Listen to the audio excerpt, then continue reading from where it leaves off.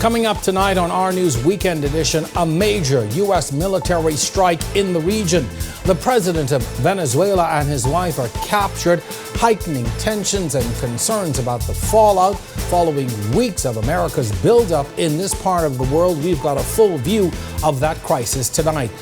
Also, the Christmas and New Year's rush are over for Junkanoo as well, at least here in New Providence. The next stop on the tour this season, the Family Islands. A call to keep the momentum going. And how did you spend your New Year's? Well, we have the inside scoop on one of the biggest and hottest celebrations on the island by none other than our Danielle Miller. We've got those stories and much more ahead on our News Weekend Edition.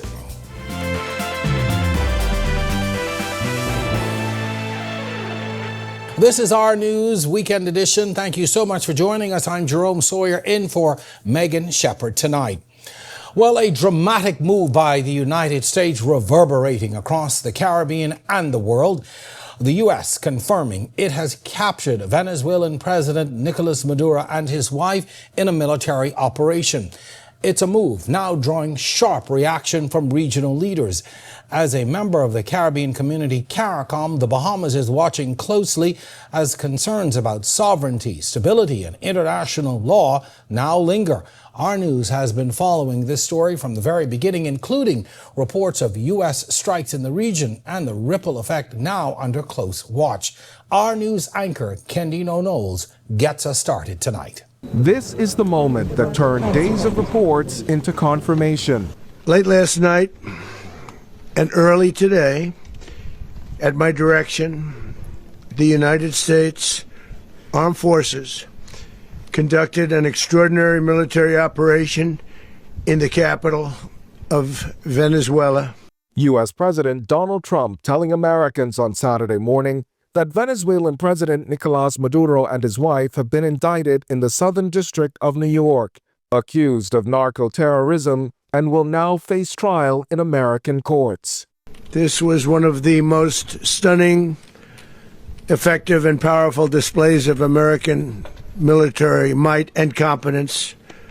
But as questions grow about the legal basis for this operation and why the U.S. Congress was not notified in advance, the Trump administration rushed to do damage control. At the end of the day, at its core, this was an arrest of two indicted fugitives of American justice, and the Department of War supported the Department of Justice in that job. Now, there are broader policy implications here, but it's just not the kind of mission that you can pre-notify because it endangers the mission. And while U.S. Secretary of State Marco Rubio frames the action as a law enforcement operation with military support rather than a traditional act of war, that argument has done little to calm regional concern. CARICOM leaders holding emergency discussion Saturday morning, warning the developments can have serious implications for regional stability.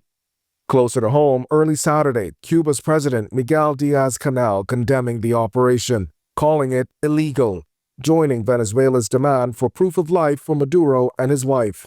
Here in the Bahamas, officials watching closely, though offering no comment at this time. Our News has been following the story since the first reports of U.S. strikes, tracking several days of military action leading up to this capture. As of Saturday morning, several airlines have adjusted routes in parts of the Southern Caribbean and near Venezuelan airspace, prompting regional leaders to monitor the situation closely. Both airlines say they too are monitoring the situation and will make adjustments as needed to ensure the safety of crews and passengers. With Maduro's condition still unconfirmed and divisions reportedly deepening between Washington and CARICOM governments, the region bracing for what comes next. Reporting for our News, I'm Kendino Knowles. Well, with major military action in the region, the Caribbean community, CARICOM, is keeping a close eye on the situation, as you just heard. A statement issued by CARICOM today offered some insight into their position as of right now. The statement says CARICOM is actively monitoring the situation, which is of grave concern to the region, with possible implications for neighboring countries. It goes on to say that CARICOM will continue to update the people of of the region as more information is received. Now, in light of this statement, we contacted our own Foreign Minister, Fred Mitchell, who said the government of the Bahamas has no comment at this time. Well, given its potential impact on this entire region, this is a story we are continuing to follow here at Our News.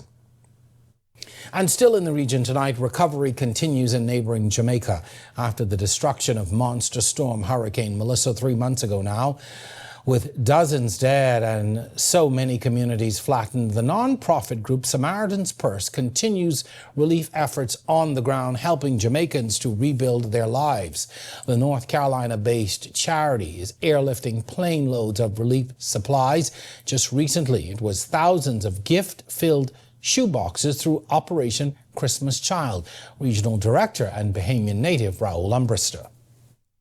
2,873,135 people were impacted by Hurricane Melissa. 215 mile per hour or 185 mile per hour winds with 215 mile per hour gusts. Over 50% of the population impacted by that hurricane. So we did a full deployment, a full disaster response to help as many people as possible. There are nearly 200 Samaritan's Purse workers trying to move Jamaica closer to a state of normalcy. Ambrista insists that despite all the work they've done, there's still a ways to go. Houses totally destroyed. So the need there is so great, we must continue the work. We focused a lot on the children because there are a lot of children who are not able to go back to school.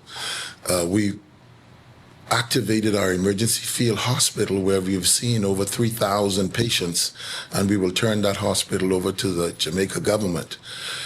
Following what's happening in Jamaica, the need is so great that our leadership has decided to continue working there. Well, if you're a person with disabilities or a caregiver, government is urging you to register with the National Commission for Persons with Disabilities, calling it a critical step in protection against violence. The warning recently came from the Minister of Social Services, Miles Larota, speaking at a national symposium held at the ministry. This as officials highlight alarming data showing just how vulnerable this group remains. According to international figures, women and girls with disabilities are up to 3 times more likely to experience physical or sexual violence, while people with disabilities are twice as likely to be victims of violent crime. These stats show children and those with intellectual or developmental disabilities face even greater risk, with abuse often going unreported due to fear, stigma, communication barriers, and a lack of access. Larota stressed that registration is not bureaucracy, but says its visibility strengthens advocacy, guides policy, and ultimately saves lives. Well, happening this evening, a candlelight vigil for Bahamian athlete Jaden Pinder, killed recently. Our Danielle Miller was there for the start and files this report with us tonight. Danielle? Here on Long Wharf Beach, dozens of family members, friends, and teammates of Jaden Pinder have gathered for a candlelight visual. Last week on Boxing Day, Jaden was involved in a jet ski incident that took his life. Today, this beach is now crowded with persons who share a love for the young man. And right now, what they are having are moments of tribute, and the candles are being lit as they prepare to also read scriptures. We will have more on this story coming up on Our News Weekend. When Our News Weekend comes back from the break, a victims' rights group looks to do more than just provide support and encouraging words. They now want to set up a physical, permanent presence, and they come in. Family Islanders, get ready. The sights and sounds of Junkanoo are coming to your communities. As the season goes national to several major family islands, organizers say, bring your enthusiasm. That's coming up when Our News Weekend returns.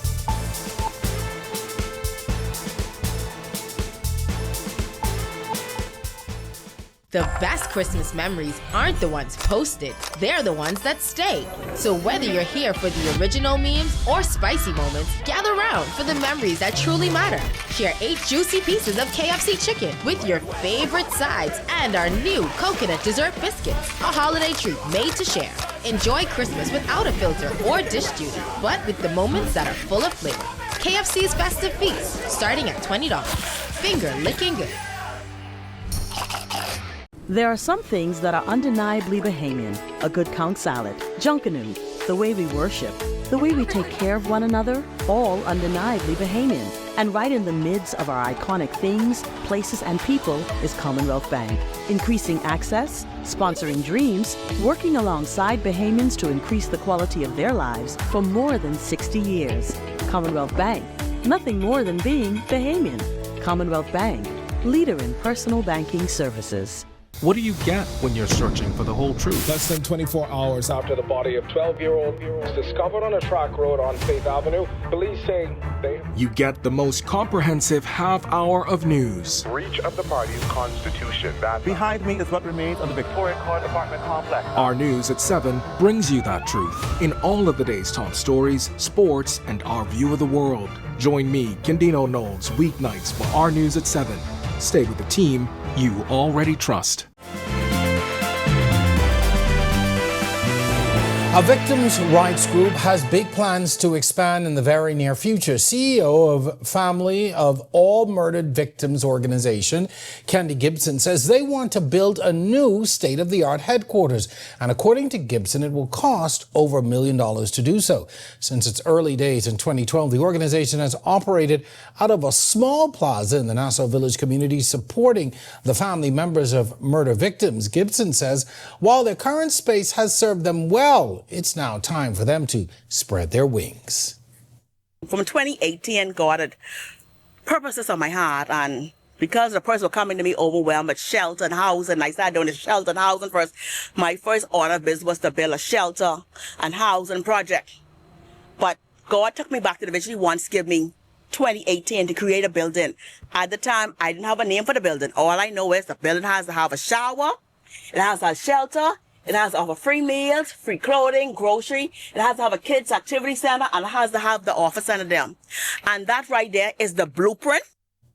Now, Gibson, who lost her brother to gun violence several years ago, says there are a lot of resources needed to take care of those left behind. She believes a new building will help them to achieve their goal, and she's leaning on support of the community to make this dream a reality. Our calculation, $1.8 million, and that's just to get it up, get it built. Down the faculty, down the staff, down the other stuff that needs to be done. And so we're asking corporate Bahamas, we're asking anybody who wants a partnership, who's there about helping people. See the idea? I don't want to just help people, just giving them food.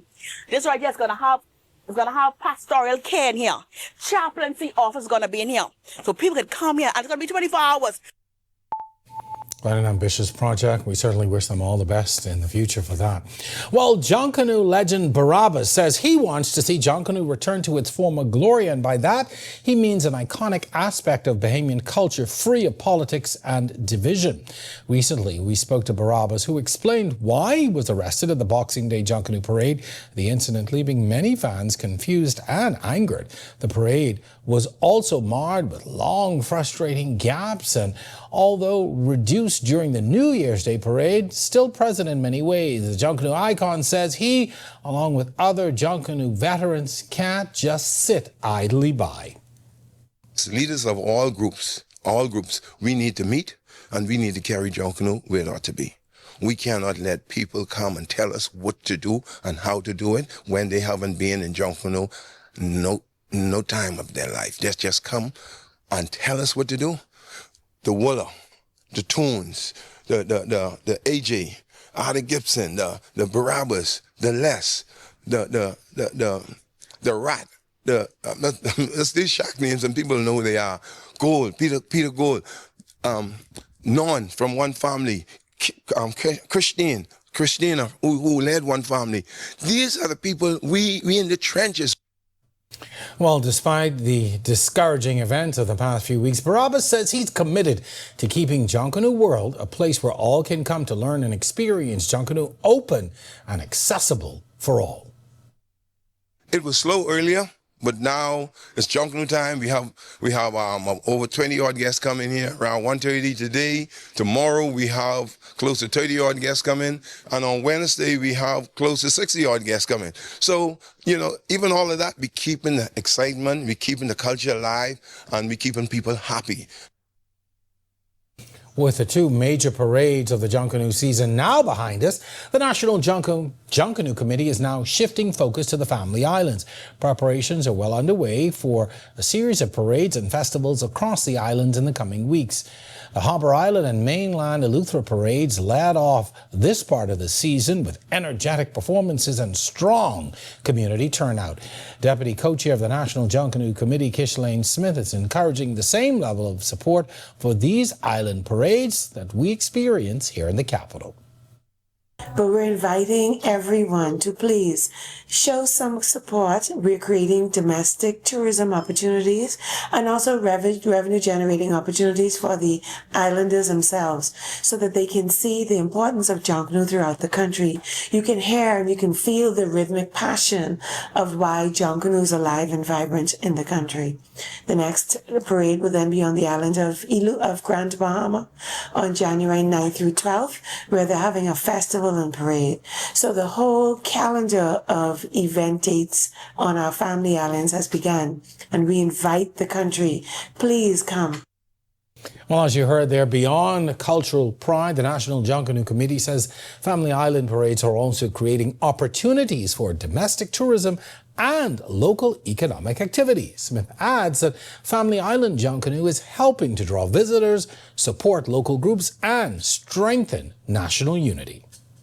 On the island of Harbour Island, they were asking us, the National Junkanoo Committee, to begin to formalize new dates for the next parades on those islands because they want to be able to invite international guests to come to the respective islands, Harbour Island, Eleuthera, now you'll see on Exuma, and the other islands alike, because they want to begin promoting and generating opportunities for butts and beds and heads and seats. The whole curriculum of the Ministry of Tourism. They want to encourage domestic tourism where families could get together again. It can be a family experience, but most importantly, they want to encourage that great camaraderie. We update you on the high school baseball nationals and we get caught up with the latest hoops news. All that is coming up next on our Sports Weekend. As we close out the year and conclude our holiday celebrations, join the team at the Ministry of Social Services, Information and Broadcasting as we honor our staff and the country's senior citizens. And as we go into this Yuletide season, I hope that you have everything that your heart desire. Merry Christmas and many happy returns. Happy New Year. All right.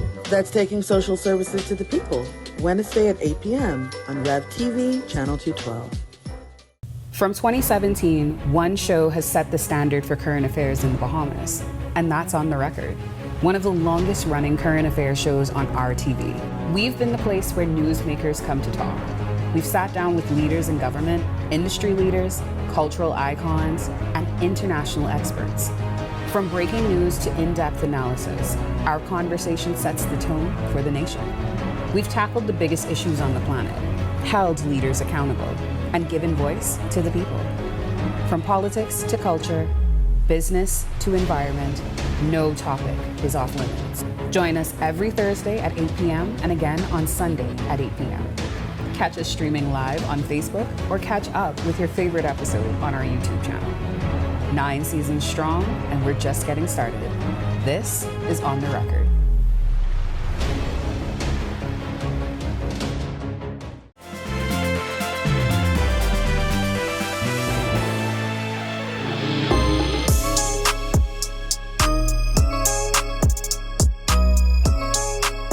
Good evening, Happy New Year. I'm Tage Adderley and this is our Sports Weekend. The inaugural National High School Baseball Championships got off to an incredible start yesterday at the Andre Rogers Baseball Stadium and the Blue Hill Sporting Complex. Here's what we know so far. The day started with an 11-6 C.W. Saunders Cougars win over the C.I. Gibson Rattlers, while the Hurricanes of St. Andrews eked out a 16-15 win over the Anatole Rogers Timberwolves. The C.I. Gibson Rattlers came back to get boat raced by the C.R. Walker Knights 14-5. The St. Augustine's College Big Red Machine beat the Giants of St. John's 12-3. The C.V. Bethel Stingrays beat the Saints of Kingsway 9-5. And finally, the Cougars of C.W. Saunders came back again to secure another win, beating St. John's 15-6. Now, the tournament is still happening right now, and it wraps up tomorrow. So head out there to the Sports Center if you want to see the best high school baseball players in the country. Now we're going to head over to the hardware where Bahamians got active on Friday night. DeAndre Ayton and his LA Lakers got the 128-121 win over the Memphis Grizzlies last night in LA. The big man from New Providence had 4 points and 16 rebounds in the effort. LeBron James had a vintage night, dropping 31 points, 9 rebounds, and 6 assists. And Luka Doncic had 34, 6 and 8 as well.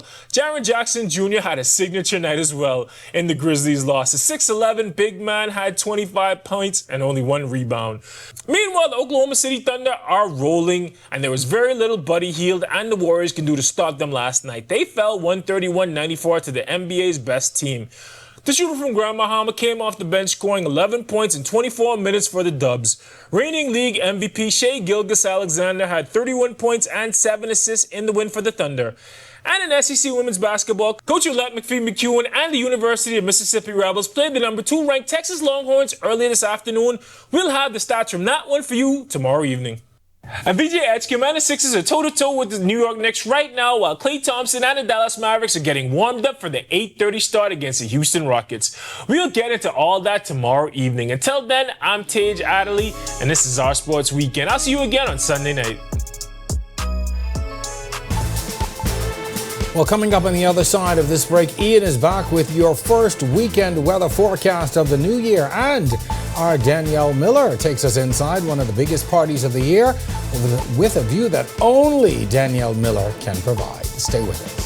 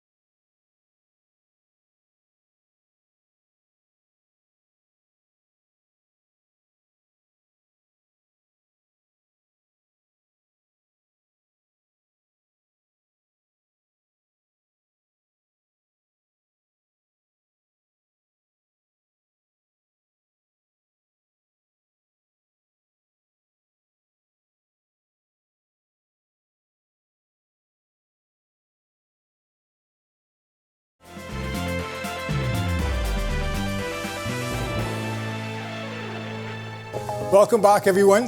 Thanks so much for sticking with us, and a Happy New Year for those who I haven't said it to. Now, taking a look at the forecast on the outside, still nippy conditions. We coming in at a temperature 69. Feels like the same. Winds from the south-southwest at 5 miles per hour. Across the country, we have 70 in Freeport as well as Great Harbor Key, 71 in Allenstown, 69 in Nicholstown and the capital, 68 in Marsh Harbor, 70 in Governor's Harbor, Eleuthera.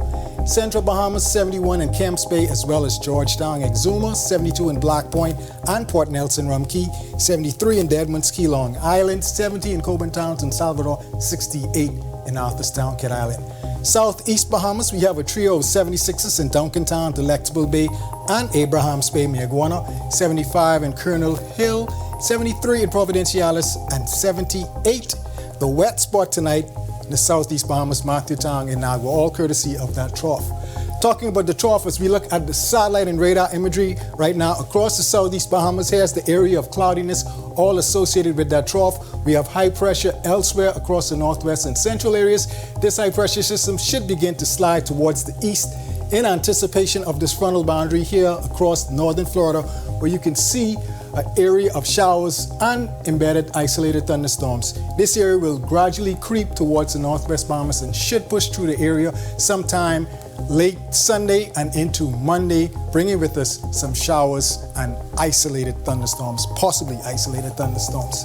Taking a look now at our boating forecast, where the boating conditions has been just spectacular, folks. Winds generally west-southwest to west-northwest at 10 to 15 knots across the northwest and central areas. Seals will be running 2 to 4 feet over the ocean. Low tide at 1:45 a.m. tomorrow morning. High tide at 8:11 a.m. tomorrow morning. In the southeast Bahamas, pretty much carbon copy. Again, almost flat seas. Winds will be east to southeast 10 to 15 knots. Seas running 2 to 4 feet over the ocean. Here's a look now at your national forecast.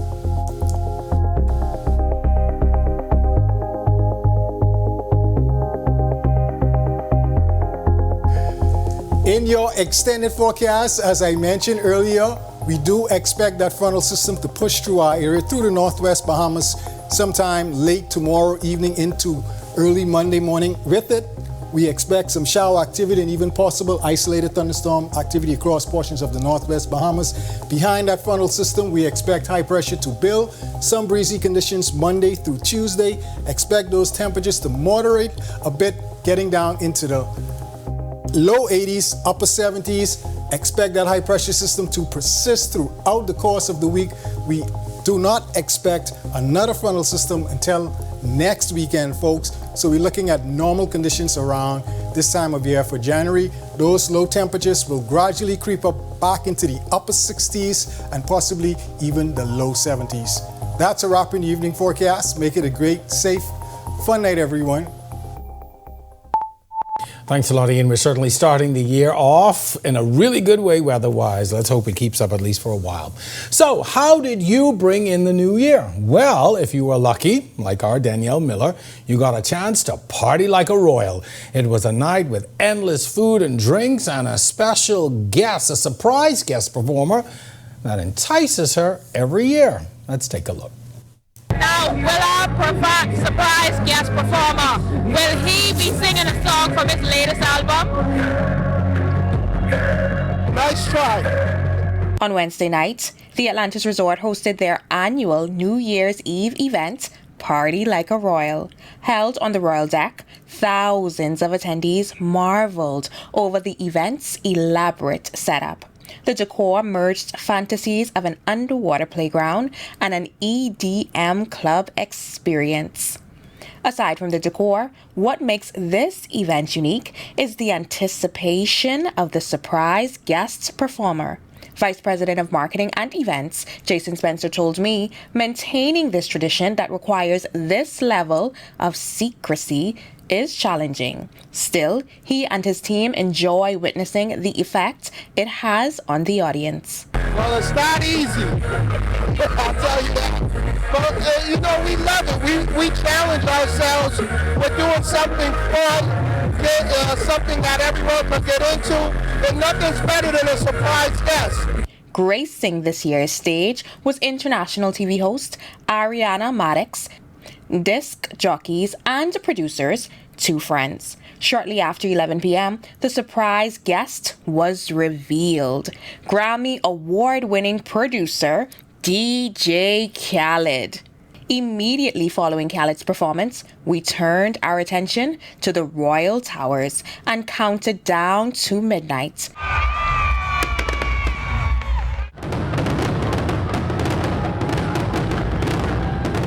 The indigo sky lit up with a firework display that was seen for miles, welcoming international guests and locals from around the island into the year 2026.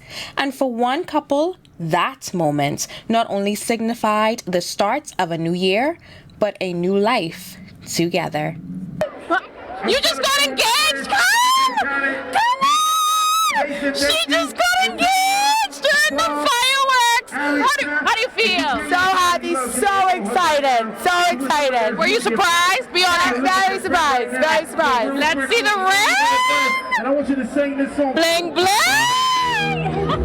Congratulations!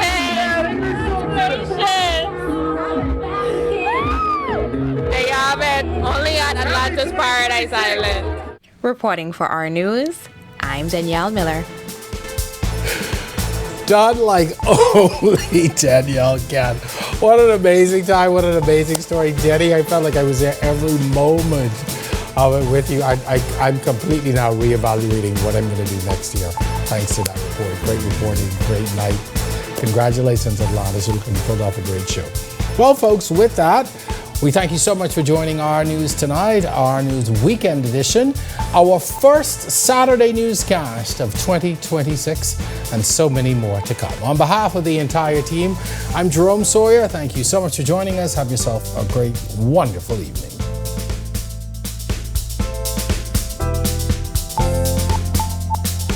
Hey guys, Megan Shepherd here. Thank you so much for watching. Be sure to click that subscribe button if you want to see more content like this. Just click right over here. And don't forget to turn on your notifications so you stay up to date with content like this from the team you already trust.